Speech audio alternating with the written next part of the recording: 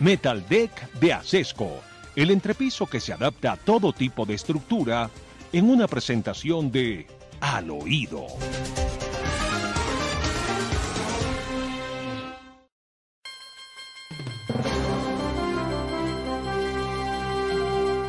Le quiero comentar al oído de Mar que si puedo juzgar las cosas por las llamadas que he recibido, por las preguntas que me han hecho, por el interés que ha despertado la trilogía sobre el perfecto idiota latinoamericano, donde los mayores intelectuales de este continente, Plinio Apuleyo Mendoza, el hijo del Premio Nobel de Literatura Vargas Llosa, Álvaro Vargas Llosa, y Carlos Alberto Montaner escribieron una trilogía sobre el perfecto idiota latinoamericano. Ya no se consigue en las librerías, pero sí se consigue por Amazon.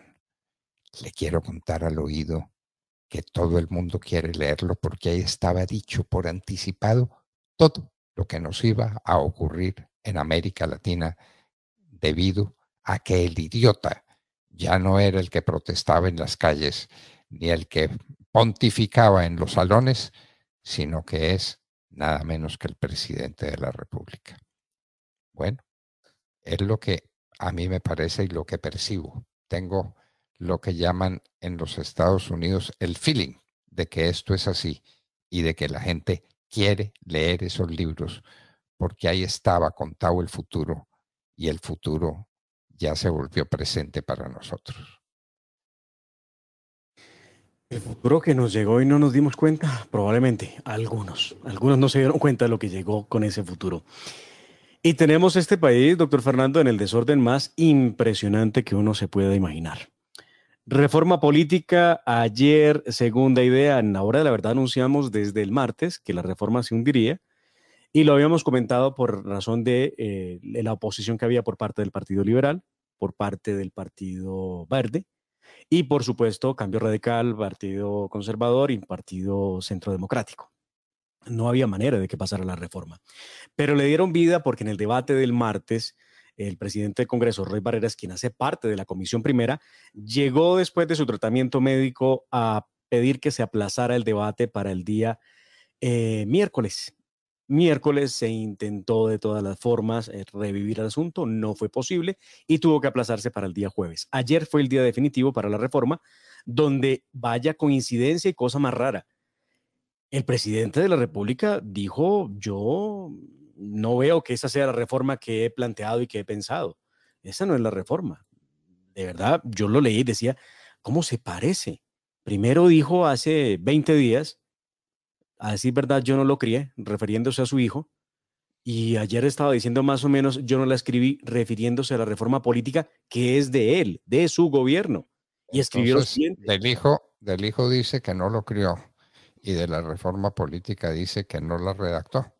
Claro, Y, es ni la increíble. propuso, pero redactarla. Claro, claro. Es que Muy ya bien. le digo por qué además le servía tanto la reforma política al pacto histórico.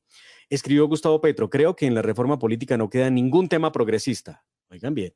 Sin listas cerradas y cremalleras, es decir, que permitan igualdad de curules para hombres y mujeres y sin financiación estatal de las campañas, la reforma no aporta un avance en la calidad de la política. De esa manera escurría Gustavo Petro su responsabilidad sobre la reforma. Luego viene el debate y en el debate el ministro del Interior ya iba leído y enterado de que la decisión era hundirla. Luego aparece el senador Roy Barreras, que es uno de los autores de la reforma, y la rompe frente a las cámaras diciendo, esta no es la reforma que queremos, vamos a presentar otras.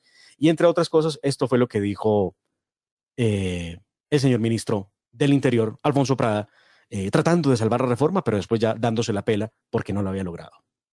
Defender lo que es defendible dentro de la reforma, que me parece que hay muchos elementos que se pueden defender y que podemos mejorar. Renunciar al debate es lo que jamás compartiré democráticamente. Simplemente archivar por archivar.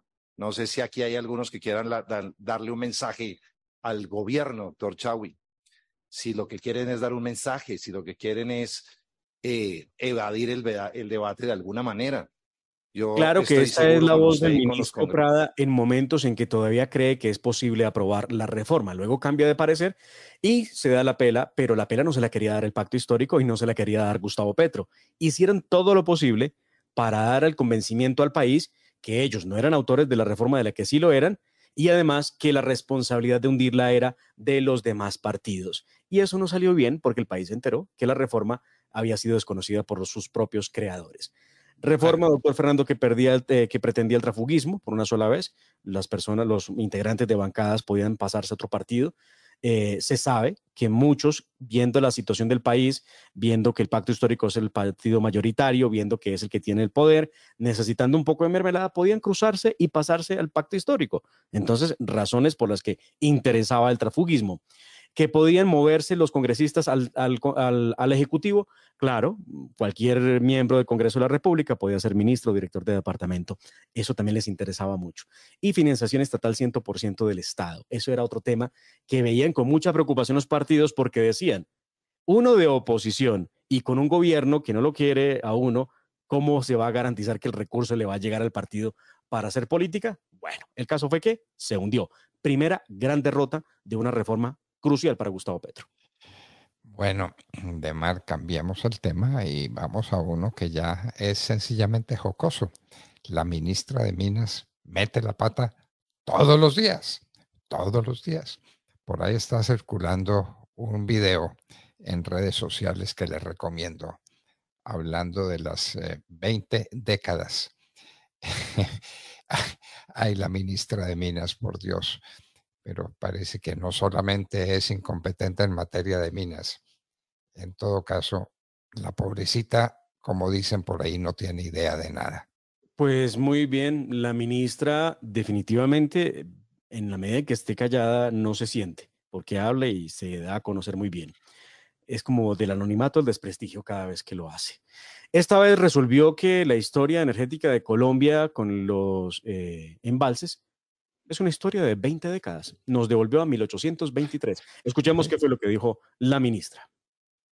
Y en este momento, aunque sí hay unas probabilidades que la NOAA está analizando, quiero decirles que los embalses están encima del promedio histórico de hace 20 décadas. E incluso los niveles de los embalses hoy están encima de lo que estuvieron en 2015 cuando hubo fenómeno del Niño. 20 décadas, son pues eso, 200 años, ¿no? Dios. Ay, Dios mío, eche 200 años para atrás la pobre ministra. Dios mío, bueno, pero hay que reír un poco, hay que reír para no llorar. Y la ley de sometimiento. ¿En qué va eso de la ley de sometimiento? ¿Quién se está sometiendo? ¿Eso para dónde va? La ley de sometimiento, otro monumento que le están haciendo a la famosa paz total, porque como no es suficiente todo lo que plantean alrededor de esa farsa en la que tienen enredado al país hace 7 meses, ¿no? Todo el tiempo hablan de la paz total y nadie ve la paz total por ninguna parte. Pues muy bien, llega la ley de sometimiento con una cantidad de micos que yo no sé cómo los van a superar, o por lo menos si tienen la idea o la intención de permitir que se superen los micos. Lo cierto es que uno de los principales opositores, y en buena hora lo hace, ha sido el señor fiscal general de la Nación, quien ha dicho que evidentemente la famosa ley de sometimiento está llena de problemas. Lo primero, acaba con el principio de oportunidad como se conoce hoy. El principio de oportunidad termina siendo un tema obligatorio en el que el gobierno impone que se debe negociar con los peligrosos criminales que se sometan a la paz total. Pero además trae temas tan complejos como que si el narcotraficante o el criminal entrega el 6% de sus bienes, pues va a lograr, entrega sus bienes, va a lograr que le den el 6% de esos bienes. Se los van a legalizar. No sé cuántos miles de millones de pesos pueda tener un narcotraficante, supongo que todos, pero el 6% sobre muchos millones es una gran cantidad de plata, lavada por el Estado, que le dice, tome, aquí le devuelvo el 6% de lo que usted me entregó. ¿Y quién hace los avalúos? Yo doy el 6% de mis fincas y entonces ¿quién las avalúa para saber cuál es el 6% con el que me quedo? Yo delincuente, yo bandido, yo asesino, me voy a quedar con el 6%. y voy a discutir cuál es el 6% de mi fortuna y dónde está y qué es lo que me interesa tenerlo. Y no Bueno, solamente eso, sino que pretende que esta Fiscalía General de la Nación se convierta en una institución que preste la seguridad, medidas de protección a las víctimas que estén en el proceso. La Fiscalía no presta seguridad.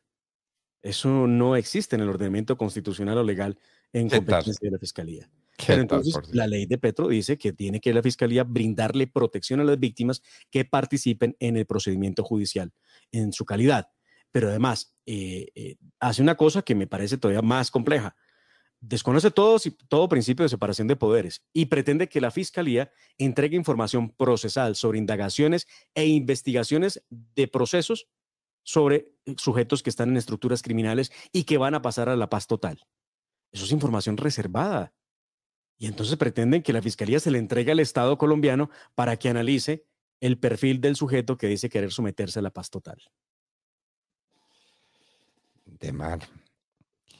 Tengo una curiosidad, que el ministro Prada se canjeó por policías. ¿Eso qué significa? Ay, no. ¿Será Esto es cuando una- estuvo allá en el Caquetá, se canjeó por los policías? Escuchemos las declaraciones en las últimas horas que entregó el general Sanabria, el director de la Policía Nacional, para poder entender qué fue lo que realmente ocurrió en Los Pozos, en el departamento del Caquetá. El apoyo llegó de Villagarzón, se instalaron en la base militar, pero infortunadamente ellos amenazaron y enviaron un policía de nosotros a advertirles que si salían mataban a 7 policías. Por eso ese apoyo no pasó la calle, que son 50 metros. Por supuesto, un secuestro que está siendo investigado por la Fiscalía. La policía ya aportó todos los elementos materiales probatorios para ello. Es decir, ahí no hubo cerco humanitario, Sí, no eso fue un lo cataloga secuestro. como cerco. No, lo que pasa es que el señor ministro en su momento fue de alguna manera constreñido por estas personas. Supeditaron la entrega a los policías a que el señor presidente fuera, y eso no iba a pasar. En segundo lugar, que si el documento, el protocolo de entrega no quitaban la palabra secuestro, no los entregaban. Entonces el señor ministro dijo, coloquemos entonces lo que ustedes quieren colocar ahí. Pero es claro que fue un secuestro y así el señor ministro lo ha dicho. Pero Sí. pusieron contra las cuerdas al gobierno y Pero a la lo digo, autoridad. sí, exactamente. Es decir, le tocó decir que era un cerco humanitario para que lo dejaran ir y no le pasara nada, si le entiendo. Para que dejaran ir a los policías, porque ya después él se quedó. Bueno, lo dice claramente. ¿Cómo le parece, pues? Está reconociendo que se le hizo una especie de extorsión al ministro Prada y que lo aceptó. ¿Y que aceptó? Decirle a estos delincuentes que no eran unos secuestradores, sino que estaban desarrollando un cerco humanitario. Válganos Dios. A propósito del asunto, doctor Fernando, tuvimos oportunidad de conversar con el papá del subintendente Monroy, quien fue asesinado con una puñalada en el cuello allá en San Vicente del Caguán. Todos recordamos las duras imágenes de cuando lo conducían estos criminales y posteriormente pues lo desaparecen, lo asesinan. Ha dicho que recibió las condolencias del presidente Petro, que fue y lo abrazó. Todos vieron la fotografía, pero que una de sus familiares de sus hijas le dijo, bueno, ¿y qué va a pasar con nosotros de aquí en adelante? Y que el presidente, porque ella le reclamó, le dijo, ¿cómo es posible que los hubieran dejado en estado de indefensión? Lo dejaron matar, no pudo defenderse, lo mataron sin tener un arma en sus manos, no pudo hacer nada. Y dijo, no sé, eso es un problema de la justicia y de la justicia policial, ahí están averiguando qué pasó. Y se retiró. Eso fue todo lo que hizo. Una fotografía, un abrazo, y apenas tomaron la foto, se fue. Eso era todo lo que iba a hacer. ¿Cómo le parece? Pero esto de la policía Martínez, el es papá de- gravísimo, de la policía y del ministro Prada. El ministro Prada dijo lo que dijo e hizo lo que hizo porque estaba secuestrado, porque lo extorsionaron y lo extorsionaron con éxito. Pero hágame el favor. Y esto La va tomando, esto va tomando, doctor Fernando, cosas mucho más complejas. En las últimas horas se conoció la orden de captura en contra del comandante de policía del Caquetá por abandonar a los 79 agentes que fueron secuestrados ahí en Los Pozos. El coronel Javier Antonio Castro, comandante de la policía de Caquetá, fue citado a indagatoria por la Justicia Penal Militar para que entregue la versión frente a su actuar en medio de la situación que se presentó precisamente en el mes de marzo ahí en Los Pozos, donde fue asesinado el subintendente Monroy, del que acabo de hacer alusión. Lo complejo es que el juez 181 de instrucción penal militar ordenó esa captura para asegurar la presencia Y dado esta situación, todo el país ha recordado, pero además Gustavo Petro, sin más ni más, ha salido a reconocer que quien dio la orden para que se produjera esa omisión de socorro fue él mismo. En ese instante, a principios del mes de marzo, el 7 de marzo, escribió Gustavo Petro: la orden dada al ejército de no intervenir en los hechos de San Vicente la di yo como comandante de las fuerzas militares. Una intervención militar ante una manifestación de 7,000 campesinos solo puede generar una masacre. Que hagan eso las dictaduras, pero una democracia jamás, fue lo que dijo Gustavo Petro en su momento. Y ayer se reafirmó en que él fue el que dio la orden de no actuar. O sea, la omisión de socorro cayó sobre el señor presidente, que además ayer escribió: yo soy el comandante en jefe de las fuerzas militares, soy el único responsable de las acciones en los pozos Caquetá. Bueno, bueno, Demar, pero tenemos muchos motivos de duelo y de tristeza en Colombia, pero un motivo de regocijo. Se van a reabrir 15 consulados en Venezuela. Ese es el resultado de las visitas de Petro a Nicolás Maduro. Vamos a reabrir 15 consulados en Venezuela. ¿Cómo para qué? Como para repartir burocracia, ¿no? 15 consulados sirven para repartir la mermelada sobre toda la tostada. Bueno, o para reivindicar a los que están haciendo la carrera. La carrera diplomática incluye carrera consular, claro. No solamente es para Sí, los claro, pero embajadores. no creo. Bueno, No creo. no es para eso. De hecho, lo más reciente respecto a la carrera consular es el nombramiento como embajadora de Colombia ante el Ecuador de la señora María Antonia Toña Velasco Guerrero. Ella ha sido concejal, ha sido diputada, ha sido mujer clave en todo el proceso de la Colombia humana en el departamento de Nariño, y también ha dirigido algunos proyectos de cooperación internacional en sus funciones como persona pública, pero también fue compañera en el M-19 de Gustavo Petro, y esa es la razón para que hoy sea embajadora en el gobierno de Petro como ante el Ecuador. Son los merecimientos. Bueno, que Francia Márquez sigue muy preocupada con su seguridad. ¿Quiere helicóptero para ir a dónde más? ¿O qué es lo que quiere Francia Márquez? ¿Qué está pidiendo?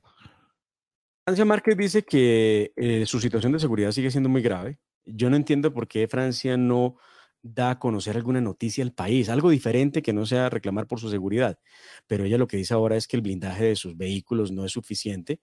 Ese estándar de blindaje es insuficiente para su nivel de riesgo. Yo no sé si quiere un Panzer o quiere un cascabel. O sea, esto es increíble. O sea, ella cada 8 días sale a hablar de su situación de seguridad. No, sobre eso usted sabe que yo tengo conocimientos, ¿no? Claro. Si le pusieran una bomba a Lapa, pues desaparecen a la vicepresidente, pero ella es la que se queja de inseguridad.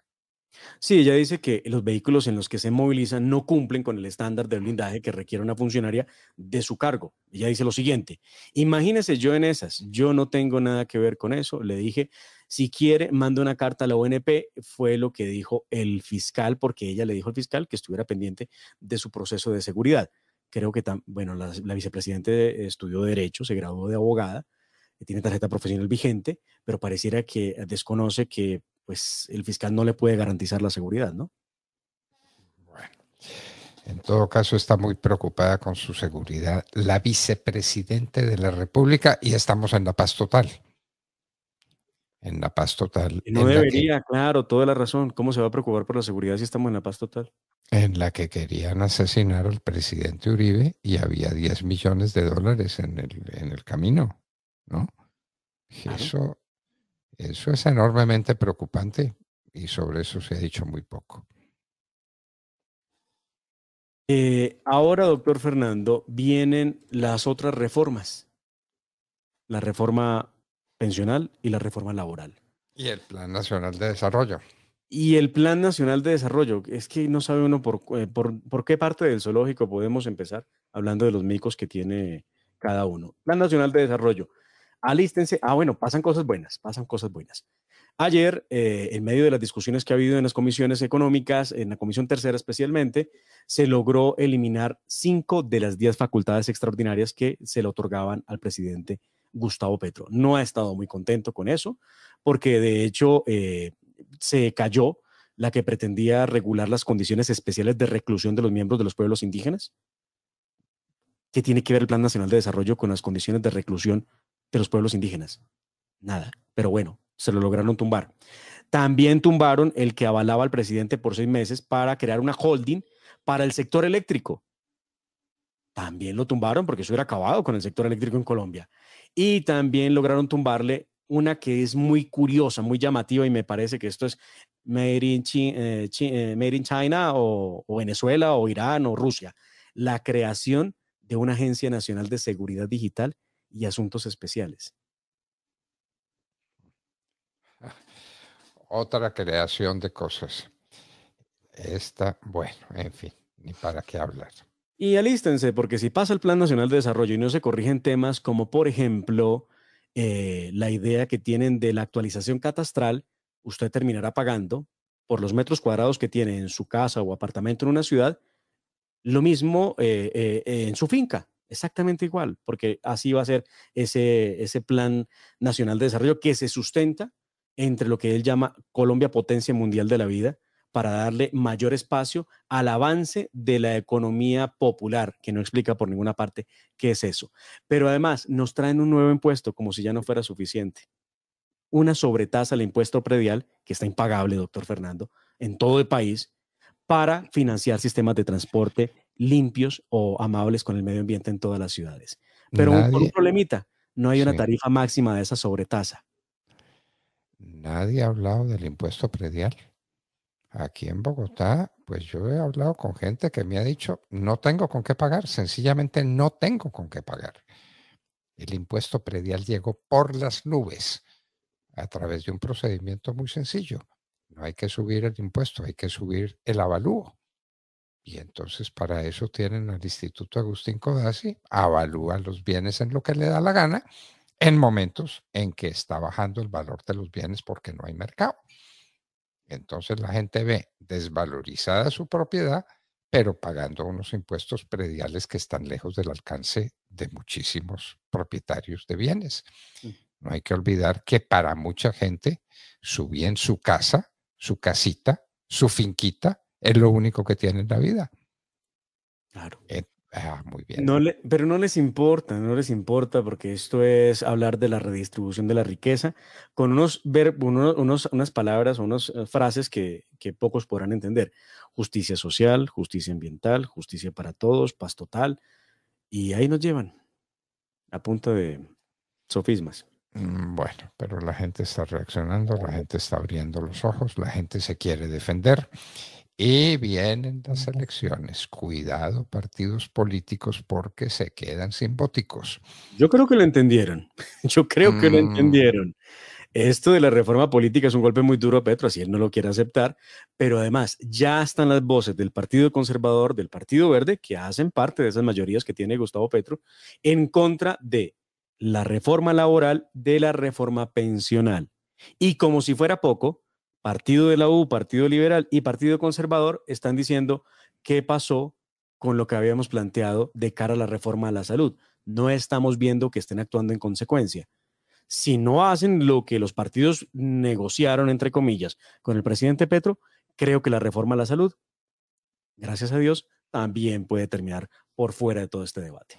Reforma a la salud que tiene un objetivo fundamental: traer médicos cubanos, médicos entre comillas cubanos, a Colombia en grandes cantidades para hacer la revolución en los barrios pobres, en los sitios donde la quieren hacer. Van a traer especialistas cubanos en regar la semilla de lo que llaman la revolución cubana. Un país donde no hay nada, donde no hay que comer, donde no hay medicina, donde no hay trabajo, donde no hay nada. La gente que puede sale corriendo y se tira al mar. La que no puede está sufriendo las contingencias de lo que es eso. Y esa es la reforma que quieren difundir por el mundo. Esa es la que le gusta a Gustavo Petro, la reforma para parecernos a Cuba. Dios nos libre. Bueno, entonces nos tenemos que despedir hasta el próximo lunes. Sí, señor. Lunes. Cuando tendremos mucho más para decir porque vaya movimientos interesantes se producen en el Congreso de la República y no todos están con el presidente Petro, aunque después de los 15 consulados en